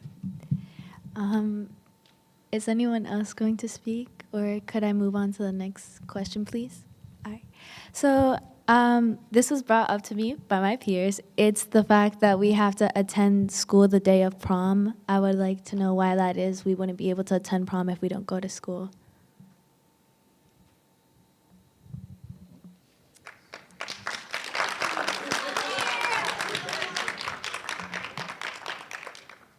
So that day is a school day. We are required to have a number of instructional days by the New York State Education Department. It is listed as a school day that you are required to attend. All right, thank you. I also would like to bring up another issue. A lot of students stay after school and they're just roaming around the school. So I would like to know if there was a possibility for it to make at least a hangout spot for these students to be in, so that they're not just roaming around the school and then people are looking for them like, oh, you need to get out, you need to get out. Because not everybody is able to go home right after school. So I would like to know if you could bring upon resources for those students. So as you're aware, we have many opportunities for students after school, whether it's clubs, Leaders of Tomorrow programs, athletics. We would love for students to be involved in those things. In terms of Leaders of Tomorrow, there are opportunities there where we can develop activities that students are interested in. So if we have ideas, please come directly to me and we can absolutely discuss those things, because I agree with you, we want to provide opportunities for students to stay after school in something that they enjoy doing. So please have them come by.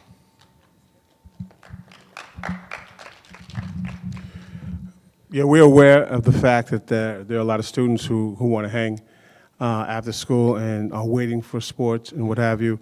And so we have discussed creating, other clubs and other opportunities for students to be able to have a place to go after school as opposed to being, kicked out, and especially during the wintertime. And we're also looking at the, during the lunch periods as well, because a lot of students don't want to be in the cafeteria, so we're creating opportunities for them also to have spaces to go to so that they can hang out and not be in the hallways. Thank you so much for your honesty and for answering my questions. I'll leave it up to Kazima next.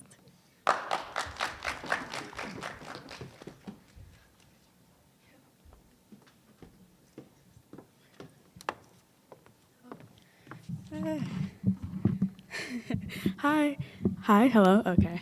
My name's Kazima Muwakil. I'm a junior here, and can you guys hear me well? This is mic okay? Okay. I just kind of wanted to, you know how like topics of like respect and kind of school environment has been sprinkled around in these conversations throughout this meeting. I kind of wanted to focus in on that a little bit. So, how the school preaches equality and representation and school pride, which is great. Like, I love that about our school. But I don't fully believe that we are properly waving that banner with, the festering wound in our school environment, which is ultimately the lack of regulation of authority and rules and respect. And of course, I'm pretty sure you guys as faculty and teachers have recognized the kind of chaos that, happens between teachers and students and staff. I mean, Cardone, clearly, about a lot of the issues going on in our student to teacher relationships and stuff like that. And I kind of just wanted to ask about that, talk about that, because, as a writer for the newspaper, one of my jobs is to observe school environment and what's going on in our school and our community, of course. And it's pretty disheartening to see a lot of the issues, a lot of the butting of heads, and I'm not fully putting the blame on adults, I'm not fully putting the blame on students, but I think there's a lot of things, like for example, one rule that has been enforced and kind of has been waned is the ID wearing. You guys really made that a strict rule, and I'm just using that as one example. Another thing with the hall passes or the bathroom usages, you guys had made these rules and tried to enforce them on the students as a way of organization or safety or just being able to identify students. But clearly, either there's a lack of respect because students haven't been following through with that, and there's a lack of push from the adults because they see that the students aren't following through. So it's like we don't fully, okay, you're not gonna carry out the punishment, you're not gonna carry out the recommendations that you said that was going to happen. So that causes kind of a disbalance of, I don't want to say disbalance of power, but just a lack of respect in general. And I think that attributes a lot of the chaos and kind of just unbalance in the school environment. So I wanted to talk about that, bring that up first. So, yeah.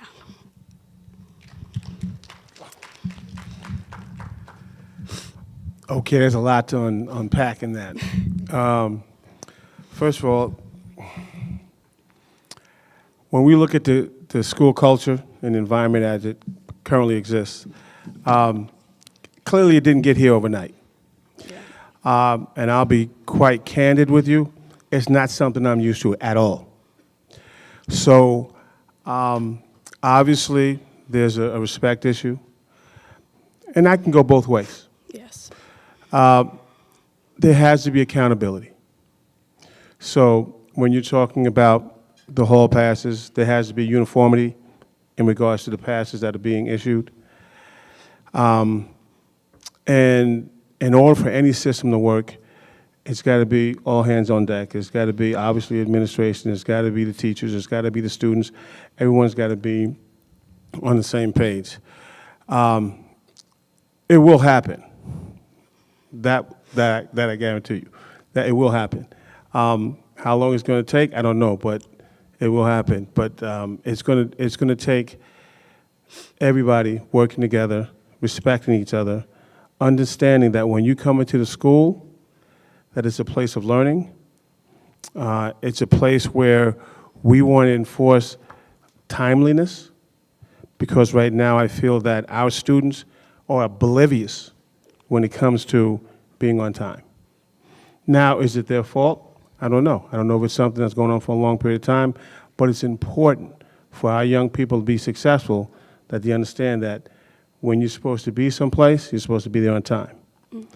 When we talk about passes and going to the bathroom and hallways and things of that nature.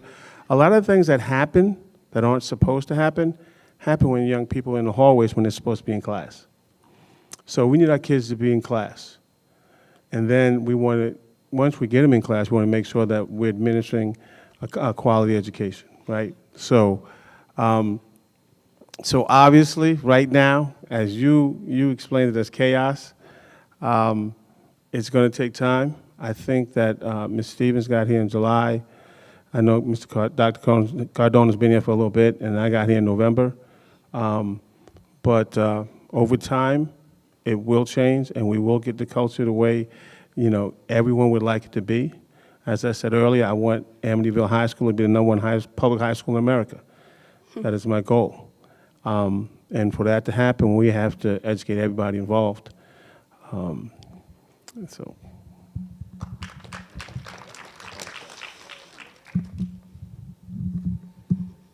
Kazima, that was a great question or comment. I just want to add to that. So something that Mr. Rochester said that really stuck out to me was when he said, sometimes we hear this a lot, respect is earned, not just given, but I think we could all benefit from looking within and just being okay, we have to respect one another. It doesn't matter, the respect could be lost, and I'm not saying that everyone's perfect, but if we all come in with the attitude every day, this is our building, we go here, this is our community, we want to make this a better place for all of us, so let's start within our friends groups, right? So if you see someone maybe being disrespectful to a teacher, maybe calling hey, don't do that, or don't say that, or, this is our building, this is our legacy, like you said, you have younger siblings, younger cousins, and who are in the district too, and we want to make sure that everyone has a safe and conductive environment to be in. So, and same thing as teachers, right? We can all hold ourselves accountable as well.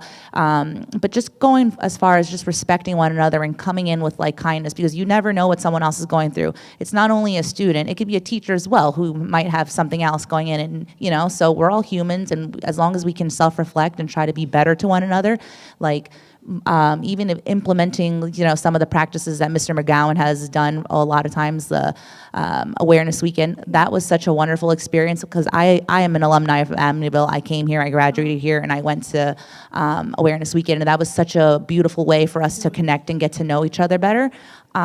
So even if we had that, and I know this year we had Awareness Weekend again, and not a lot of kids participated, and that was such a good opportunity for some of you guys to get to know each other better and really understand, what's going on behind closed doors, and the more we communicate with one another, the more we can grow and, come together as a united community. Thank you. And the investment has to be both ways. Yes, I right? totally agree. And I know that you, Kasima, are very much invested. Excuse me. But it definitely has to be for, impact. It doesn't necessarily have to be power in numbers, but there has to be power, right? There has to be an investment on everybody's part. And I think that that's an important part that we always circle around in these discussions is that, we, at least in my practice, I try to keep you all in mind, right? And keep you as part of the process. Y'all have to do the same both ways. It's, again, back to mutual respect. May I add something? Ooh, sorry. I was just listening to you guys, obviously, and had a few thoughts. So, of course, I'm someone who is considering going into the field of education, becoming a teacher, because I see and I really admire how, the relationship forms between the adult and the child, or the teacher and the student, and how much of an impact that can have on someone's life who ends up growing into an adult, adding to society, etc. So, obviously, I think there's a big deal. It's not just, oh, yeah, go to school and just, I think it's actually something important that we, even students, should be more aware of, should be more serious about. So that's why I present to you the questions of course, what Mr. Moreira is saying, how it needs to be an effort on both sides, but clearly there's lack. Even, especially we see in students not caring and the apathy, right? But then again, how are teachers, how are staffs, how are faculty trying to encourage? And of course, you guys are probably gonna say yeah, we have programs and we have efforts in place trying to get students to care more and be more aware of their environment, aware of their peers, have more school pride and school spirit. But, obviously you can't, the saying, you can lead a horse to the water, but you can't make him drink, right? And it's seeing kind of the disarray, sort of seeing the imbalance of I don't want to say there's an imbalance of power, but as faculties when it comes to like rules and regulations. And one big thing that I'm kind of upset about is how, there might be like a fight or some type of problem that occurs in the student body, and then the whole entire student body gets punished for it. And I understand that's like kind of how it works, kind of like you don't, like for example, if a few students in a classroom act up, the whole entire class kind of gets punished. And it's not necessarily fair, but that's just kind of how it works sometimes. And for example, the auditorium being taken away from being free and during lunch periods. I know last year we had access to it, and because of messes or because of fights and drama that happened, we weren't allowed to have that anymore. And of course, for the individuals that didn't, cause those issues, it's not fair to them, but I understand why you guys remove those privileges. But basically what I'm trying to say is, what are your guys' thoughts, or what do you guys think about how there's, like somebody mentioned it earlier, I'm trying to think of it right now, about how these problems that are seen in our school, like the drug abuse thing and the smoking and stuff like that, they're reflections of bigger societal problems, but I'm trying to figure out how are you guys trying to target that and actually work towards improving things like, of course, we're very like open and we're very supportive of each and every individual and different groups in our school building, and we want to make a family aspect, a family environment, but clearly there's little problems underneath the surface that we're not attacking really. Like, the school, we say it's diverse, but clearly the student body is mainly African American and Latino populations, right? And then the staff is mainly white. And I'm not trying to say that, of course, race shouldn't be something we focus on so much, because we already learned from society how that can be a problem in and of itself. But, students be like, oh, there's not enough representation in the faculty. But then again, I look at it and I'm just like, well, it's not necessarily their fault that, more Black teachers or more Latino teachers are not, or even Asian and like other types of, groups of people. We're not ever going to have 100% diversity, because I don't think that's really possible, honestly, when it comes to obviously background, nationality, ethnicity, race, or religion. Like, there's not going to be 100% diversity, and I understand that. But what are your guys' thoughts and efforts to make the students more comfortable and also show that you genuinely care and want to make this as not only just safe and everybody's being respected and being supported, but also make it functionable as a school for us to, obviously learn and get our education, but at the same time, it's not just like a playground for young adults, because you guys are ultimately trying to prepare us for a society that isn't as forgiving and as, passive.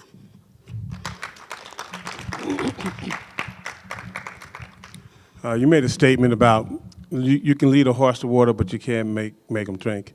And I think, yeah, that's true. But in order for that horse to drink, you have to sell that horse. You have to educate that horse that water is going to help them be successful, right? So it's about relationships. And you're right. There are not enough educators that mirror the population that are here. And would that be helpful? Absolutely.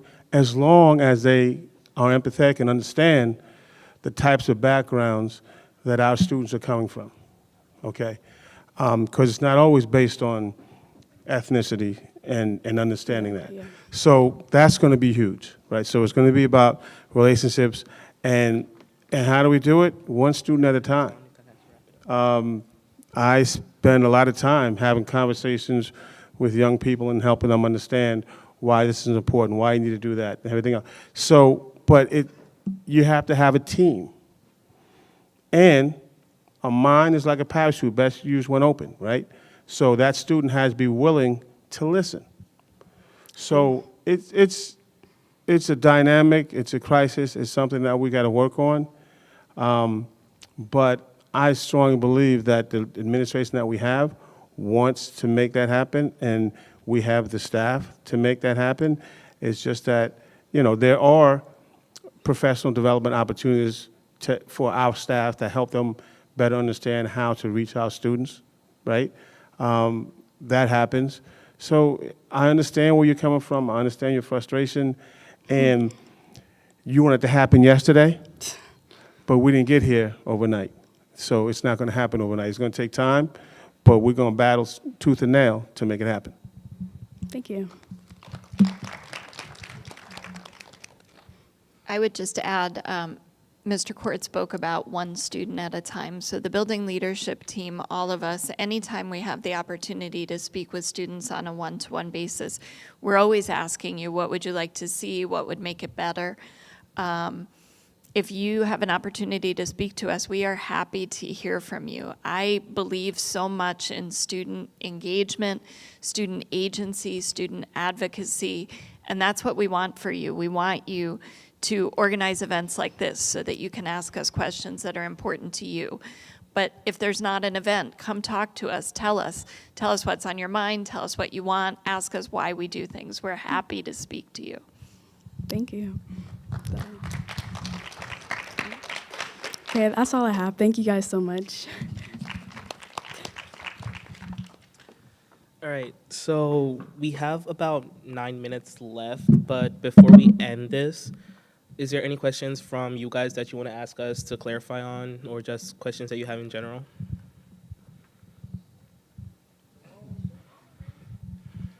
I would just say to the student body to make sure we're here, you have been heard, we're hearing you. I know we have all have ideas already in our mind on how we'll try to do our best to improve the school culture, but you guys are the voices of the school, so you need to help us lead the horse to the water so we can get it done, okay?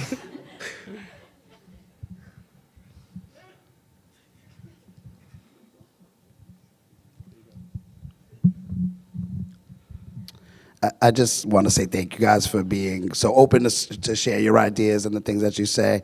I know a lot of y'all are not going to be here next year. We're going to miss you. You know, you guys were my first class when I came in. You were my very first class, so I'll miss y'all while you're gone. But piggyback, again, I say this every year, self-advocacy. If y'all want to be the change, you see the change, you got to be the change. Be part of it. Start, you know, at least every one of you has at least one adult in the building that you can trust.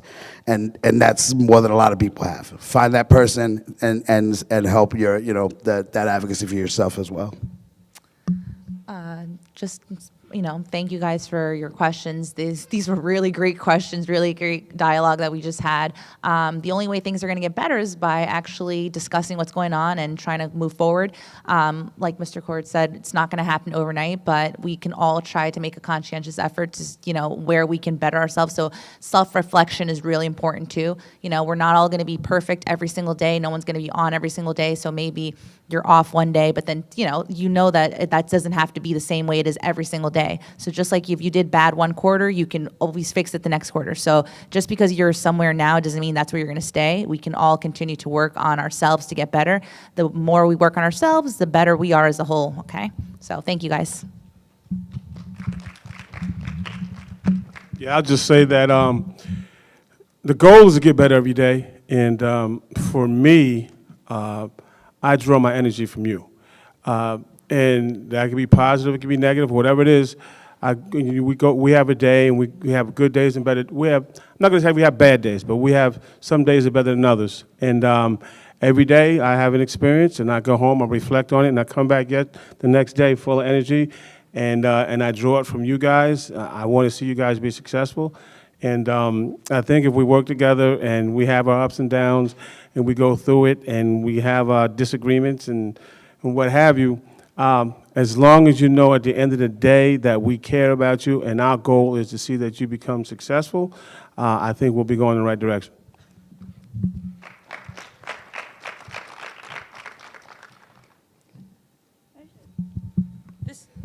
Maybe just a quick question. Is there a way that maybe we can do a summit like this in the beginning of the year as well, just to see for things that they would want, just goals as a school community for the year, that if we bring this up in the beginning of the year, that we can, you know, make a change from the start? Just in general. Okay. So that is something that Student Council was trying to do this year. Unfortunately, we did fall behind on our events, so we weren't able to push it out as quick as we could. But this year, I think, I'm not quite sure because it's my first year like actually doing it. I think this is an earlier time to when we have Summit, because usually Summit is towards the end of the year. Yeah. Also, before we go, another Student Council event that's coming up. that maybe some of you, I heard you guys talking about it while we were coming up with questions, is we're having a spring fling dance the 14th of April. So just spread the word around about that to your other peers, because with your help, we can actually make this something that's fun.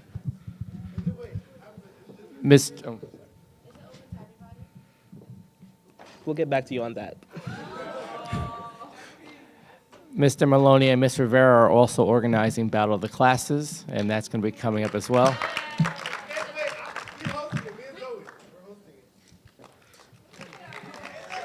Looking forward to it.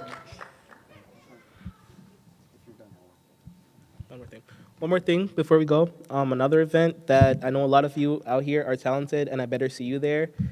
We're going to host auditions soon because we want to have a talent show. So I need to see at least 5 people from this crowd here. Just saying. June 2nd. All right, well, I just want to say thank you so much to our panelists for taking your time, for our students for acting in an adult manner and really taking major steps to making a difference. These lessons that you do here, you carry with you beyond Amityville, and you continue to advocate for yourselves, your families, and your communities for the rest of your life. So don't forget what you did here today. Continue to fight for what you feel is right. And again, I think everybody give yourselves a round of applause. We appreciate everyone so much and their effort here today.